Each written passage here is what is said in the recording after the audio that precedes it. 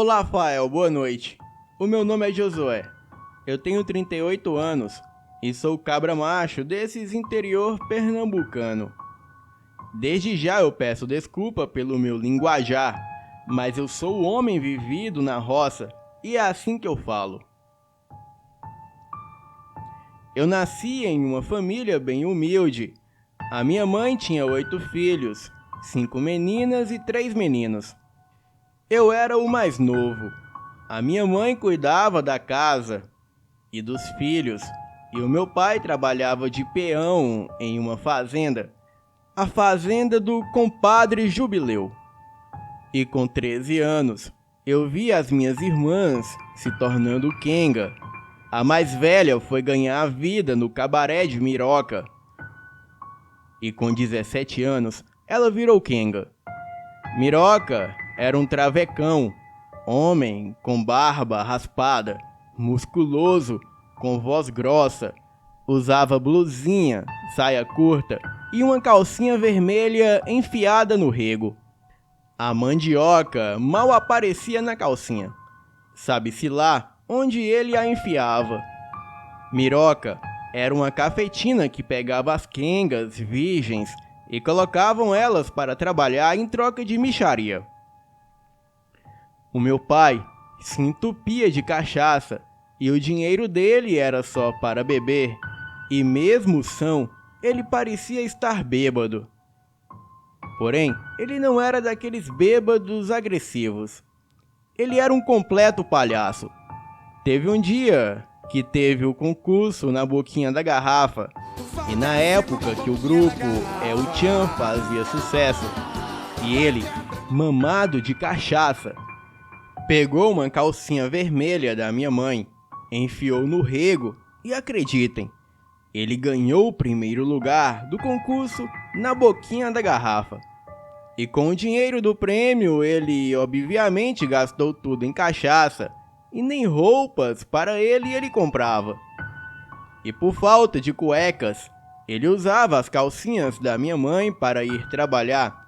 E os peões da fazenda, lógico, que não deixava barato e a gozação era geral. A minha outra irmã também virou quenga, mas essa era uma quenga virgem, porque o negócio dela era mulher. Então ela fugiu de casa com uma moça que veio da Paraíba e sumiram o sertão afora. A minha outra irmã faleceu aos 14 anos. Ela caiu do cavalo e quebrou o pescoço, e ficamos arrasados com a tragédia. O meu pai bebeu mais ainda. Ele chegou no velório dando aquele show. Ele bateu no coveiro, porque o coveiro queria enterrar a minha irmã, e ele queria ser enterrado junto. E por fim, ele cantou uma música da Carmen Miranda, chamada Taí, eu fiz tudo pra você gostar de mim, que era uma música que a minha irmã gostava muito, e ela cantava todo dia quando lavava a louça. O meu pai não conseguia cantar sem chorar, e mal conseguia ficar de pé.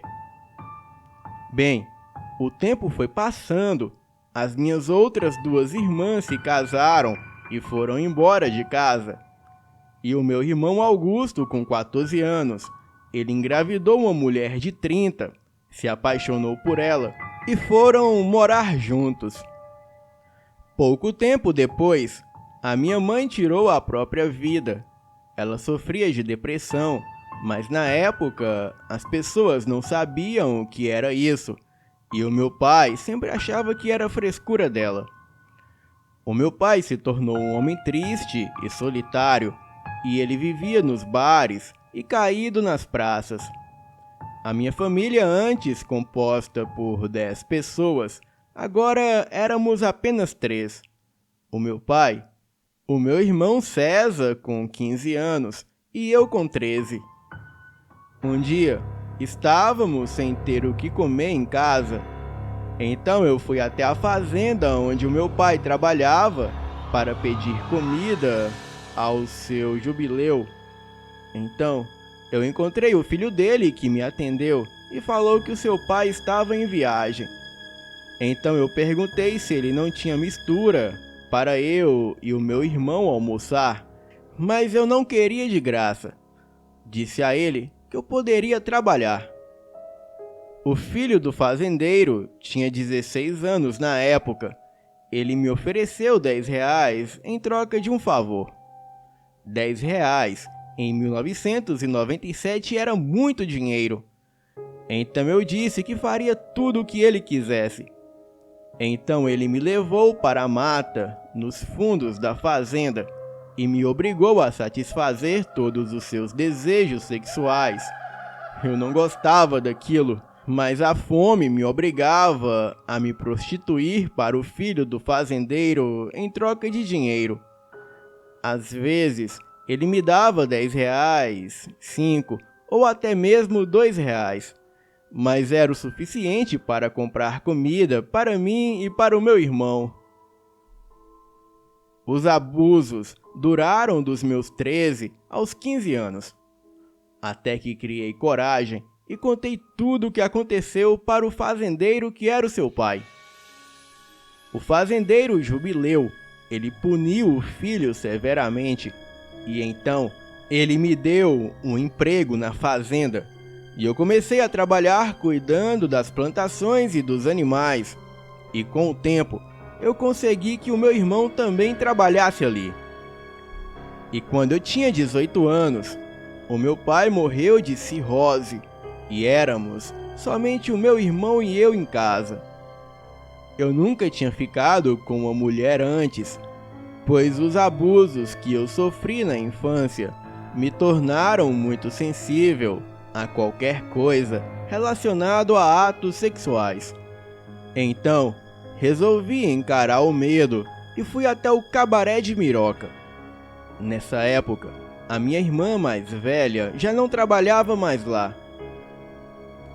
Quando cheguei no cabaré de Miroca, ela me disse para escolher uma moça, e eu escolhi uma morena de uns 20 anos. Ela era muito linda, porém, o seu preço era incompatível com o meu salário. Então tudo que eu pude pagar foi uma coroa de uns 50. Ela era muito experiente e com o tempo, eu confesso que eu fui gostando daquela Kenga. Ela conhecia todas as posições do Kama Sutra e isso me deixava louco. A coroa se chamava Claudineia. Claudineia saiu do cabaré, pois ela já tinha mais de 50 e Miroca não queria mulheres daquela idade por lá. Então, com um pouco dinheiro, Claudineia alugou um barraco e eu fui morar com ela e ajudava ela a pagar as contas de casa. E apesar de Claudineia ser 30 anos mais velha que eu, de certa forma, eu gostava daquela ex-Kenga e resolvi assumi-la.